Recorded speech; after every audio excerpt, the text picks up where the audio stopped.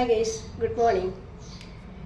നമ്മുടെ ഇന്നത്തെ തിരുവചനം മത്തായി ശ്ലീഹ എഴുതിയ ലേഖനം 7-ാം അധ്യായത്തിൽ 7-ാം തിരുവചനമാണ്. ചോദിക്കുവിൻ നിങ്ങൾക്ക് ലഭിക്കും, അന്വേഷിക്കുവിൻ നിങ്ങൾ കണ്ടെത്തും, മുട്ടുവിൻ നിങ്ങൾക്ക് തുറന്നു കിട്ടും. പ്രാർത്ഥനയുടെ ശക്തിയെക്കുറിച്ചാണ് അവിടെ പറയുന്നത്.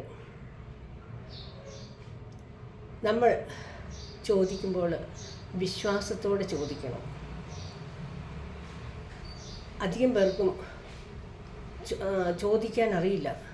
എന്താണ് തങ്ങൾക്ക് വേണ്ടതെന്ന് തീരുമാനിച്ച് വേണ്ട വിധത്തിൽ ചോദിക്കുമ്പോഴാണ്, വിശ്വാസത്തോടെ ചോദിക്കുമ്പോഴാണ് നമുക്ക് ലഭിക്കുന്നത്. സ്നേഹമുള്ളവരെ, ഈ പ്രപഞ്ചം ഒരു കാറ്റലോഗ് പോലെയാണ്. നമ്മൾ ഒരു ഹോട്ടലിൽ പോയി നമുക്ക് ആവശ്യമുള്ളത് മെനുവിൽ നോക്കി തിരഞ്ഞെടുത്ത് ഓർഡർ ചെയ്യുമ്പോൾ തീർച്ചയായും ആ ഓർഡർ ചെയ്യപ്പെടുന്ന വസ്തു നമ്മുടെ മുമ്പിൽ എത്തുക തന്നെ ചെയ്യും. ഇവിടെയും ഇത് തന്നെയാണ് സംഭവിക്കുന്നത്. നമുക്ക് എന്താണോ ആവശ്യം അത് വിശ്വാസപൂർവ്വം ദൈവത്തോട് ചോദിക്കുവാൻ നമ്മൾ തയ്യാറാകണം. ചോദിക്കുമ്പോഴാണ് ലഭിക്കുന്നത്. അതുപോലെ അന്വേഷിക്കുമ്പോഴാണ് കണ്ടെത്തുന്നത്. മുട്ടുമ്പോഴാണ് തുറന്നു കിട്ടുന്നത്. എന്നാൽ അധികം പേരും എല്ലാം തന്നെ സംഭവിക്കുമെന്ന് വിചാരിച്ച് വെറുതെ നമ്മൾ വിധിയെ പഴിച്ചുകൊണ്ട്, ഇല്ലെങ്കിൽ നമ്മുടെ ആവശ്യങ്ങളെ അറിഞ്ഞ് ദൈവത്തോട് ചോദിക്കാതെ ദൈവം അറിഞ്ഞ് ചെയ്യട്ടെ എന്ന വിധത്തിൽ നാം ഇരിക്കാറാണ് പതിവ്. സ്നേഹമുള്ളവരെ, അങ്ങനെയല്ല വേണ്ടത്. നമുക്ക് എന്താണ് ആവശ്യം അത് ദൈവത്തോട് നാം ദൈവത്തിൻ്റെ മക്കളാണ്. മക്കളെങ്കിൽ അവകാശികളുമാണ്. നമുക്ക് ആവശ്യമുള്ളത് ചോദിക്കണം. ചോദിക്കുമ്പോഴാണ് നമുക്ക് ലഭിക്കുന്നത്. ആ ചോദിക്കുന്നത് ലഭിക്കാൻ നമ്മുടെ പ്രാർത്ഥനയ്ക്ക് ഒരു ശക്തി ഉണ്ടാവണമെങ്കിൽ ബൈബിളിൽ പ്രത്യേകം പറയുന്നുണ്ട്, നീതിമാൻ്റെ പ്രാർത്ഥന ദൈവം കേൾക്കും. അപ്പോൾ നമ്മുടെ ഭാഗത്ത് നീതി ഉണ്ടായിരിക്കണം. രണ്ടാമത്, എളിമയുണ്ടാകണം. ഒരിക്കൽ പ്രീശനും ചുങ്കക്കാരനും പ്രാർത്ഥിക്കാനായി ദേവാലയത്തിൽ പോകുന്നുണ്ട്. ആ ഭാഗം വായിക്കുമ്പോൾ നമുക്കറിയാം, പ്രീശൻ താൻ ചെയ്ത വലിയ മഹത്വമുള്ള കാര്യങ്ങൾ എടുത്തു പറഞ്ഞ്, ദൈവമേ, ഞാൻ സമ്പാദിക്കുന്നതിൻ്റെ സകലതിൻ്റെയും ദശാംശം കൊടുക്കുന്നു, ആഴ്ചയിൽ ഒരു ദിവസം ഞാൻ ഉപവസിക്കുന്നു, ഞാൻ ഈ അനീതി ഉള്ളവരെ പോലെയോ ഇല്ലെങ്കിൽ ഈ നിൽക്കുന്ന ചുങ്കക്കാരനെ പോലെയോ അല്ല എന്നൊക്കെ പറഞ്ഞ് താൻ ചെയ്ത മഹിമകളെ വിളിച്ചോതി തൻ്റെ മഹിമ പറഞ്ഞുകൊണ്ടാണ് പ്രാർത്ഥിച്ചത്.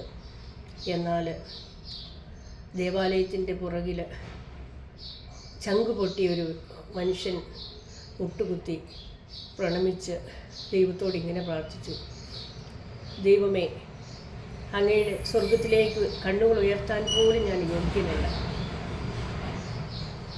അദ്ദേഹം അധികമൊന്നും വാചാലത പ്രകടിപ്പിച്ചില്ല. അദ്ദേഹത്തിൻ്റെ ചങ്ക് പൊട്ടിയുള്ള ആ വിളിയിൽ ദൈവം പ്രസാദിക്കുകയാണ്. അദ്ദേഹം അധികം സംസാരിച്ചില്ല. ചങ്ക് പൊട്ടി ഒറ്റ വിളി ദൈവത്തെ വിളിച്ചു, ദൈവമേ, സ്വർഗത്തിലേക്ക് കണ്ണുകൾ ഉയർത്താൻ പോലും ഞാൻ യോഗ്യനല്ല. സ്നേഹമുള്ളവരെ, ഈ യോഗ്യതയാണ് നമുക്കും വേണ്ടത്. ഈ എളിമയാണ് നമുക്ക് വേണ്ടത്.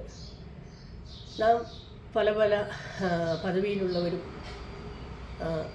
എല്ലാം ആയിരിക്കാം. എങ്കിൽ പോലും നമുക്ക് ദൈവസന്നിധിയിൽ എളിമയോടുകൂടി പ്രാർത്ഥിക്കാൻ നാം പഠിക്കണം. ആ ചുങ്കക്കാരൻ ഹൃദയം തകർന്ന് ചങ്ക് പൊട്ടി പ്രണമിച്ചുകൊണ്ട് നിലം പറ്റി വീണുകൊണ്ട് അവൻ പറഞ്ഞത് ഒറ്റ വാക്ക് മാത്രം, ദൈവമേ, സ്വർഗത്തിലേക്ക് കണ്ണുകൾ ഉയർത്താൻ പോലും ഞാൻ യോഗ്യനല്ല. ഈ ഒരു എളിമ ആണ് പ്രാർത്ഥനയുടെ വളരെ പ്രധാനമായ ഒരു ഭാഗമെന്ന് എനിക്ക് പലപ്പോഴും തോന്നിയിട്ടുണ്ട്. അതുപോലെ പശ്ചാത്തപിക്കുന്ന ഭാവിയെ ദൈവം ഒരിക്കലും കൈവിടില്ല. നമുക്കറിയാം, ധൂർത്തപുത്രൻ പശ്ചാത്താപത്തിൻ്റെ പടുകുഴിയിൽ നിന്നും അവൻ കയറി വന്നവനാണ്. എപ്പോഴാണ് മനുഷ്യൻ തൻ്റെ തെറ്റുകളെക്കുറിച്ച് ബോധ്യമുള്ളവനായി പശ്ചാത്തപിക്കുന്നത്, അപ്പോഴാണ് സ്വർഗം സന്തോഷിക്കുക. അതുപോലെ പൗലോസ് എഴുതിയ ലേഖനത്തിൽ പറയുന്നുണ്ട്, നിങ്ങൾ എപ്പോഴും സന്തോഷത്തോടെ ആയിരിക്കും, ഇടവിടാതെ പ്രാർത്ഥിക്കുകയും നന്ദിയുള്ളവരായിരിക്കും. ഇവിടെ പ്രത്യേകം ശ്രദ്ധിക്കേണ്ട ഒരു കാര്യമാണ്, നാം നന്ദിയുള്ളവരായിരിക്കണം. നമുക്ക് ലഭിച്ച അനുഗ്രഹങ്ങൾക്ക് നാം ദിനം പ്രതി ദൈവത്തോട് നന്ദി പറയുന്നവരായിരിക്കണം. പിന്നീട് പറയുന്നത് സന്തോഷത്തെക്കുറിച്ചാണ്.